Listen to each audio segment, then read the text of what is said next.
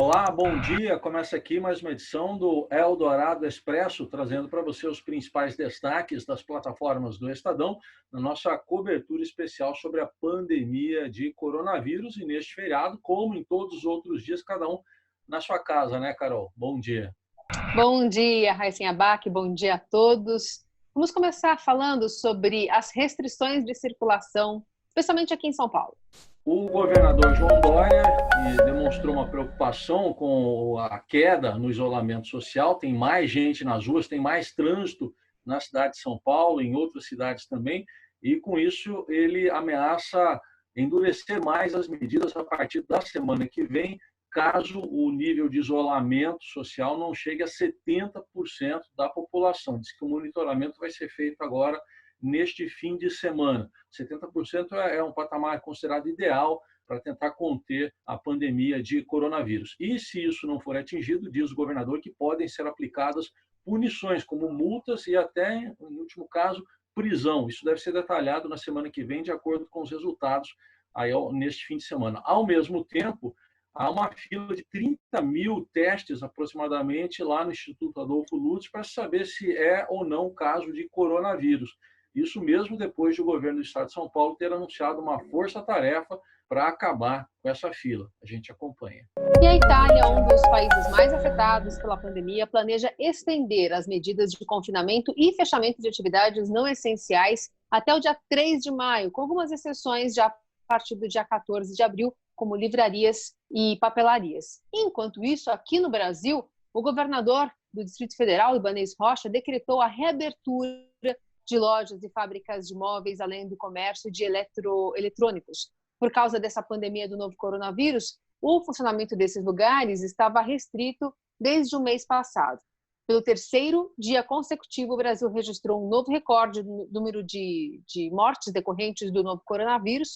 Em um único dia, nesta quinta-feira, foram registradas pelo menos 141 mortes. No total, são 941 vítimas da doença pelo país. O número total de casos confirmados oficialmente subiu 12% nas últimas 24 horas. E neste feriado de Páscoa ainda tem muita gente tentando se inscrever para receber aquele auxílio emergencial do governo. Auxílio de R$ 600 por 3 meses. As inscrições, os cadastros podem ser feitos no site que é o auxilio.caixa.gov.br ou pelo aplicativo para celular Caixa Auxílio Emergencial.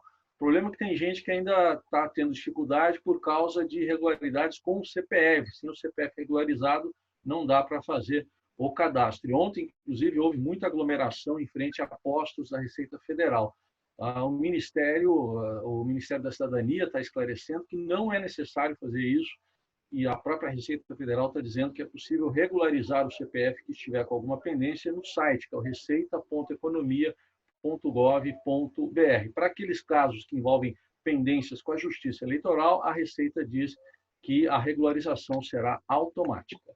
Para combater a propagação do novo coronavírus, todos os lugares de culto foram fechados ao público durante a Semana Santa em Jerusalém, que é o coração da celebração da Páscoa, incluindo a Igreja de Santo Sepulcro, lugar onde, segundo os evangelhos, Jesus Cristo foi sepultado depois de morrer na cruz. E essa é a primeira vez que ocorre algo do tipo, o fechamento ali em mais de um século.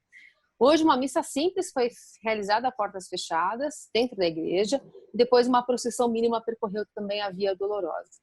Israel, que administra a cidade velha de Jerusalém desde que ocupou o lugar em 67, registrou mais de 10 mil casos de pessoas infectadas pelo novo coronavírus e mais de 90 mortes. Do lado palestino, há mais de 250 casos confirmados oficialmente e um morto.